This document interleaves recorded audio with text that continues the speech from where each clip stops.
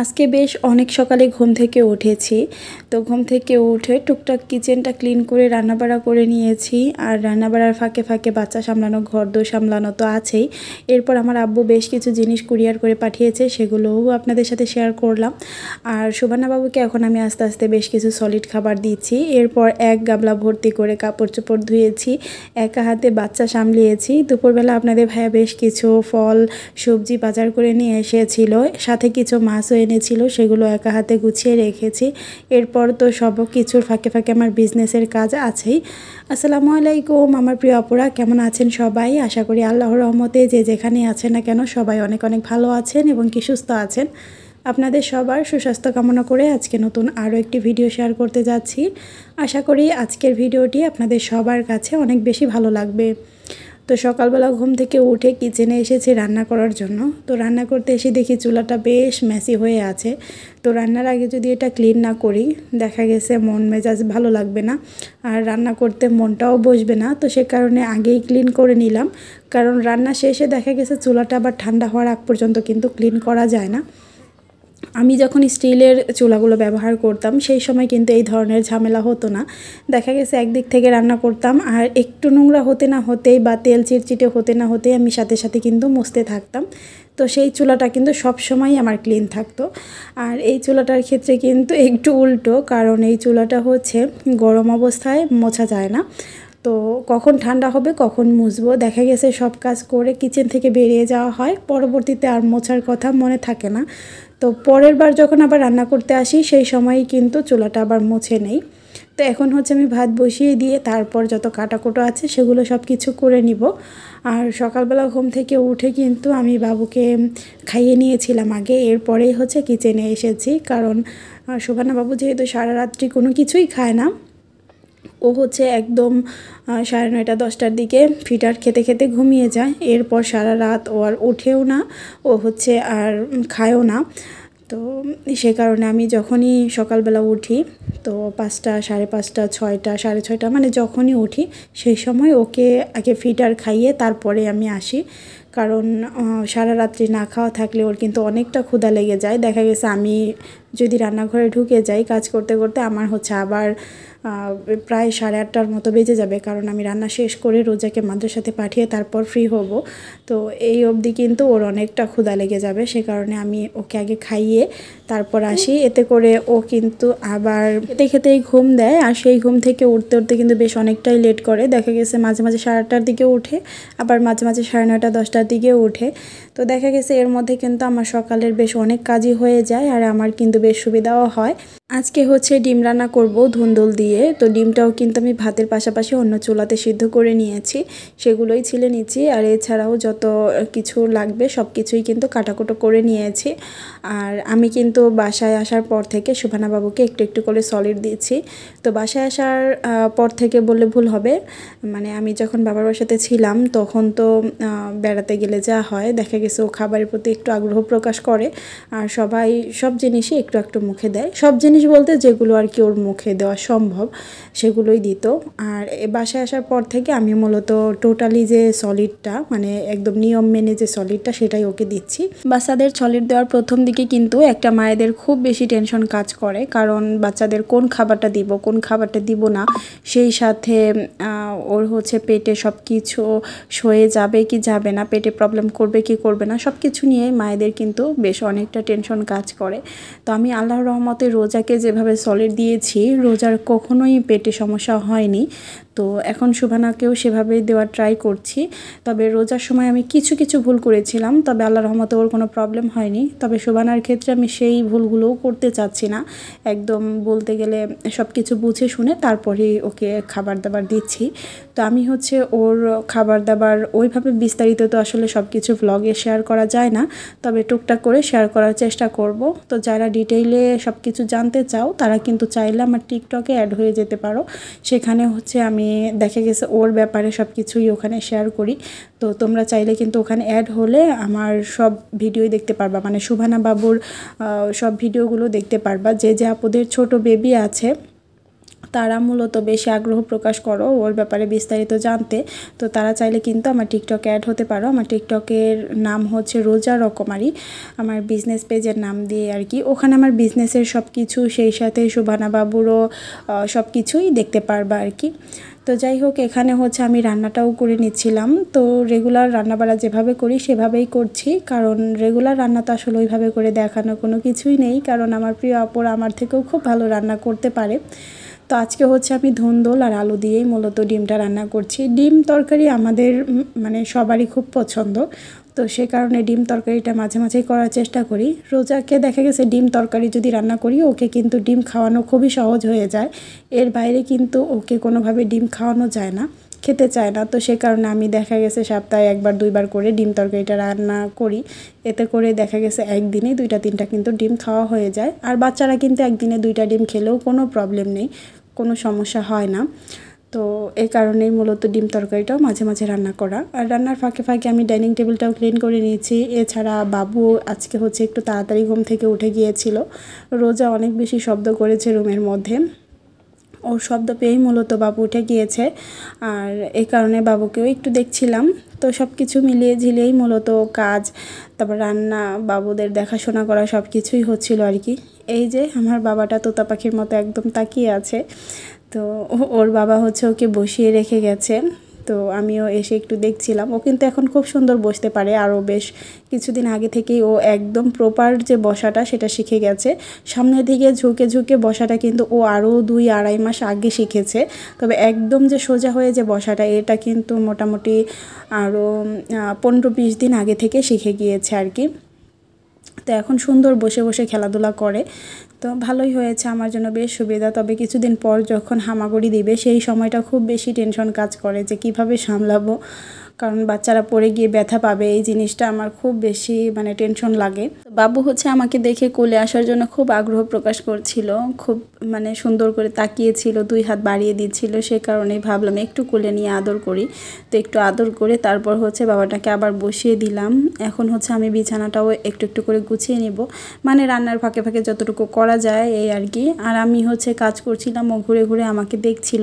আবার মাঝে মাঝে কিন্তু ক্যামেরার দিকেও তাকাচ্ছিল, যেহেতু ট্রাইপডে মোবাইলটা রাখা ছিল, সেটাও তাকিয়ে তাকিয়ে দেখছিল যে জিনিসটা আসলে কী।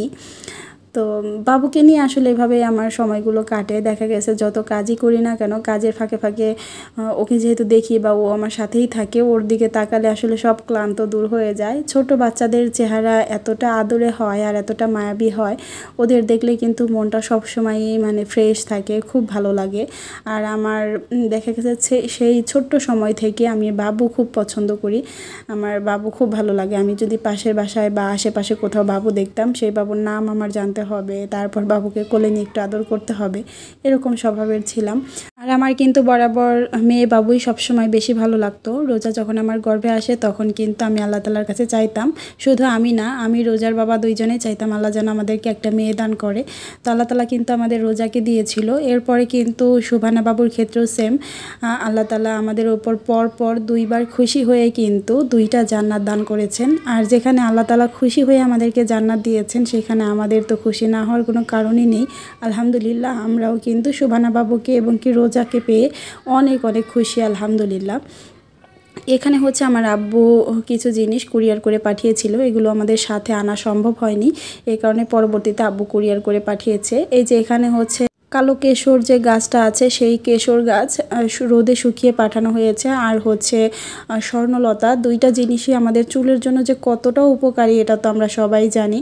তো আমার তেল বানানোর কাজে এই জিনিসগুলো লাগে, সে কারণেই মূলত পাঠিয়েছে আমার নানু। এগুলো সুন্দর করে তুলে তারপর ধুয়ে রোদে শুকিয়ে তারপর পাঠিয়েছে। আর আমার আম্মু হচ্ছে স্বর্ণলতাগুলো শুকিয়ে তারপর পাঠিয়েছে, সেই সাথে বাবল র্যাপার পাঠিয়েছে, এগুলো আমার প্রয়োজন ছিল। আর আমি আমার বিজনেসের সব প্রোডাক্টই দেখা গেছে আমার আব্বুকে দিয়ে আনাই। আমার আব্বু নিজের ব্যবসার কাজে যখন ঢাকাতে যায়, তো সেই সময় কিন্তু আমার জিনিসগুলো আনাই। আমার আব্বু ওখান থেকে মানে ঢাকা থেকে কিনে তারপর হচ্ছে কুরিয়ার করে পাঠিয়ে দেয় আমাদের এখানে। তবে এবার যেহেতু আমি মানিকগঞ্জ ছিলাম, তো আব্বুকে বলেছিলাম যেন মানিকগঞ্জেই নিয়ে আসে, তো মানিকগঞ্জেই নিয়ে এসেছিল বাবুল র্যাপার। তো পরবর্তীতে ওখান থেকে হচ্ছে কুরিয়ার করে আবার নিয়ে আসলাম। এরপর হচ্ছে আমি সুভানা বাবুর জন্য যে পেঁপে সিদ্ধ করেছিলাম সেটাই সুন্দর করে ম্যাশ করে তারপর হচ্ছে বাবুকে দিয়েছিলাম। যতটুকু নিয়েছিলাম সবটুকু কিন্তু বাবু খায়নি, তবে আমি চেষ্টা করি একটু বেশি করে নেয়ার, মানে বেশি বলতে ওর যতটুকু খেলে পেট ভরবে ঠিক ততটুকু নেয়ার। তো যতটুকু ও শেষ পর্যন্ত খায় আর কি। তো অনেকটাই কিন্তু বেশি করেছিল, তবে আস্তে আস্তে একটা সময় খেতে খেতে কিন্তু সব কিছুই শিখে যাবে। এরপরে কিন্তু আমি এখানে এক গাবলা কাপড় চোপড় দেখতে পাচ্ছেন রেডি করছি। এগুলো সব আমি ধুবো। আমি গতদিন হচ্ছে এই এক গাবলা সেই সাথে আরও এক বালতি কাপড় চোপড় ধুয়েছি। তো সেগুলো হচ্ছে কালকে একদিনে শুকায়নি, সেগুলো আজকেও রোদে দিয়ে এসেছি। আর এগুলো হচ্ছে আজকে ধুবো, ধোয়ার পর এগুলো শুকা দিয়ে আসবো, সেই সাথে ওগুলো হচ্ছে নিয়ে আসবো। আর এই এক গাবলাই কিন্তু আজকে ধুবো না, এটার সাথে কিন্তু আরও এক বালতি আছে। ওগুলো হচ্ছে আগেই আলাদা করে রাখা হয়েছিল। সুভানা বাবুর জামা কাপড়, ওর কাঁথা, সেই সাথে রোজারও বেশ কিছু জামা কাপড়, ওগুলোও আছে এক বালতি। আর এগুলো হচ্ছে পরে আরও লাকেজ থেকে বের করে নিলাম। তো এভাবেই মূলত আমার কাপড় চোপড় ধোয়ার পর্ব চলছে, প্রতিদিনই ধুতে হচ্ছে। আর ওগুলো রোদে শুকিয়ে তারপর উঠিয়ে রাখছি। পুরো বাসাটা এখনও ভালো করে গুছিয়ে উঠতে পারিনি। আর এই সময় কিন্তু বাসায় কেউই ছিল না। সুভানা বাবুকে আমি গোসল করিয়ে এখানে শুয়ে রেখে তারপর কাপড় চোপড় ধুতে গিয়েছিলাম। এই কাজগুলো আমি করছিলাম মোটামুটি 11টা কি 11:30টার দিকে আর কি। ওকে খাওয়া দাওয়া শেষ করে গোসল করিয়ে রেখে তারপর হচ্ছে আমি কাপড় চোপড় ধুয়েছিলাম। ও শুয়ে খেলা করছিল আর আমি কাজগুলো করছিলাম আর কি। আসলে বাচ্চা নিয়ে একা হাতে বাসার সকল কাজ করা কিন্তু অনেক কষ্ট, এতটাও সহজ না, অনেক কষ্ট। তো যে মায়েরা একা সব কিছু করে তারাই শুধুমাত্র জানে। এখানে হচ্ছে দুপুরবেলাতে আপনাদের ভাইয়া কিন্তু আবার বেশ কিছু বাজার নিয়ে এসেছে, সেগুলোই আমি বের করে নিচ্ছিলাম। এখানে আম এনেছে, মিষ্টি কুমড়া এনেছে, আদা রসুন, সেই সাথে হচ্ছে আলু, এগুলোই এনেছে। তো খুব বেশি কিছু আনতে পারিনি, আরও বেশ কিছু বাজার লাগবে। তো একসাথে এত বেশি বাজার আনতে গেলে দেখা গেছে অনেক কষ্ট হয়ে যায়। কষ্ট বলতে কি, এই যে 6 তলা যে সিঁড়ি বেয়ে আনতে হয়, এই জায়গাটাই মূলত বেশি কষ্টের। তো এই কারণে কিন্তু আমও খুব বেশি আনতে পারেনি। এখানে অল্প পরিমাণেই কিছু আম এনেছিল, কারণ এই আমগুলো কিন্তু আমাদের বেশি দিন যাবে না। তবে ওই যে ওজন অনেক বেশি হয়ে যায়, এ কারণেই হচ্ছে বেশি করে আনতে পারেনি। তো বারবারই দেখা গেছে আমাদের বাজারে যেতে হয়, এমনও দিন আছে আমাদের 2বার করেও বাজারে যেতে হয়। তো গিয়ে তারপর হচ্ছে রোজার বাবা বাজার করে নিয়ে আসে। তো এখানে হচ্ছে কিছু আম আবার বেছে নিচ্ছিল, যেগুলো একটু নরম সেগুলো কাটবে। আমার কিন্তু গলায় একটু কাশির সমস্যা, এই কারণে কথা বলতেও বেশ সমস্যা হচ্ছে, বারবার কথা আটকে যাচ্ছে। ভয়েসটা যে কতবার কেটে তারপরে দিচ্ছি তার কোনো হিসাব নেই। তারপরেও কিন্তু কথাগুলো শুনতে হয়তো বা অনেক খারাপ লাগছে। তো আমার যে আপুরা আমার ভিডিওটার সাথে এখন পর্যন্ত আছেন, জানি না কোন আপুরা সাথে আছেন কি না, বা কেউ দেখছেন কি না, তো জানি না। তো যারা দেখছেন তাদের উদ্দেশ্যে বলছি আর কি। তো প্লিজ আমার ভয়েসটা একটু ইগনোর করবেন, কারণ গলায় সমস্যা থাকলে তো বুঝতেই পারছেন ভয়েস ওভার করতে অনেক কষ্ট হয়। তো আমরা অনেকেই হয়তো বা ভাবি যে ভিডিও করা বা ভয়েস ওভার করা বা ভিডিও আপলোড করা খুব সহজ একটা কাজ। তো যারা এই সেক্টরে এসেছে, যারা এই কাজগুলো করে, তারাই মূলত জানে যে আসলে ব্লগিং করা কতটা কষ্টের। তো এখানে হচ্ছে যে মাছগুলো এনেছিল সেগুলো আমি সুন্দর করে ধুয়ে তারপর হচ্ছে ফ্রিজে রেখে দিব। আর রান্নার আগে আমি হচ্ছে খুব ভালো করে লবণ দিয়ে ধুয়ে তারপর রান্নাটা করব। আর এই ভিডিওটা হচ্ছে রাতের বেলা বাবুদেরকে ঘুম পাড়িয়ে রেখে, এখন কিন্তু বেশ অনেকটা রাত, আমি বেশ কিছু পার্সেল রেডি করছিলাম। কারণ দুপুর থেকে রাত পর্যন্ত এই কয়টাই অর্ডার এসেছিল। আমি হচ্ছে প্রত্যেক দিন দুপুরবেলাতে পার্সেল পাঠাই। তো দেখা গেছে দুপুরের পর থেকে সন্ধ্যা পর্যন্ত বা রাত পর্যন্ত এই কয়টা অর্ডার এসেছিল। আবার দেখা গেছে কালকে সকাল থেকে দুপুর হতে আবার আরও বেশ কিছু অর্ডার চলে আসবে। তো সেগুলো হচ্ছে আমি রেডি করব কালকে, তারপর হচ্ছে পাঠিয়ে দিব। যেহেতু তেলের ব্যাপার, আমি হচ্ছে আগে থেকে প্যাকিং করে রেখে দেই না, যখন অর্ডার আসে তারপরে কিন্তু আমি এগুলোকে রেডি করি আর কি। তো প্রতিদিন যেহেতু ডেলিভারি বয় আমাদের দুপুরে আসে, তো দুপুরবেলায় মূলত পার্সেলগুলো যায়। তো যারা অর্ডার করতে চান, যদি আপনারা 1টার আগে অর্ডার করেন, মানে 1টার মধ্যে, তাহলে কিন্তু যেদিন অর্ডার করবেন সেদিনই আমরা পার্সেলগুলো পাঠিয়ে দিতে পারি। আর যদি কিনা 1টার পর হয়, সেক্ষেত্রে কিন্তু আমি সেদিন আর পাঠাতে পারি না, পরের দিন আমার পাঠাতে হয়।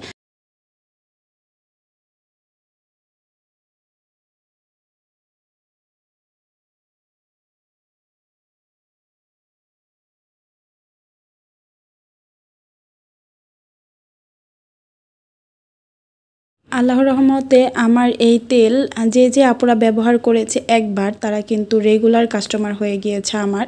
আর এটা কিন্তু আমার কথার কারণে না, এটা হচ্ছে আমার তেলের গুণাগুণ। আপুরা ব্যবহার করে তারপরেই কিন্তু ফলাফলটা পেয়েছে, আর এত সুন্দর সুন্দর রিভিউ দেয় আপুরা। তো সবাইকে মন থেকে অনেক অনেক ধন্যবাদ। আর যে আপুরা এখনও ব্যবহার করছেন তো রিভিউ দেননি, তাদেরকে বলবো প্লিজ আপুরা আপনারা আমার ভিডিওর কমেন্ট বক্সে এসে আপনাদের রিভিউগুলো দিয়ে যাবেন, যাতে করে সব আপুরাই দেখতে পারে।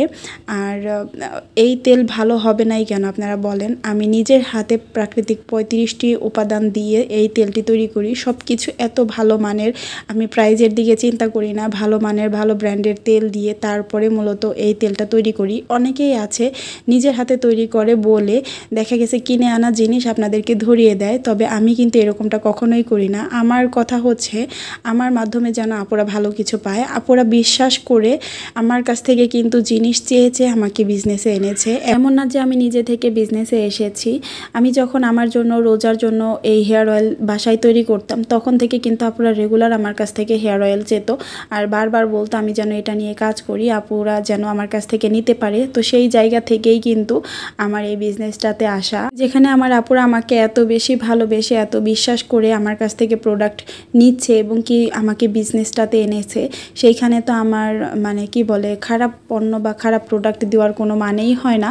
আপনারা চোখ বন্ধ করে আমার কাছ থেকে তেল নিতে পারেন। আপনাদের চুলের যত সমস্যা আছে সব ধরনের সমস্যার সমাধান করবে আমার নিজের হাতে তৈরি এই একটি হেয়ার অয়েল। যারা নিতে চাচ্ছেন তারা কিন্তু স্ক্রিনে থাকা নাম্বারে ইমো হোয়াটসঅ্যাপ আছে, সেখানে নক করে অর্ডার কনফার্ম করতে পারেন। এছাড়া সরাসরি কল করেও কিন্তু অর্ডার করতে পারেন।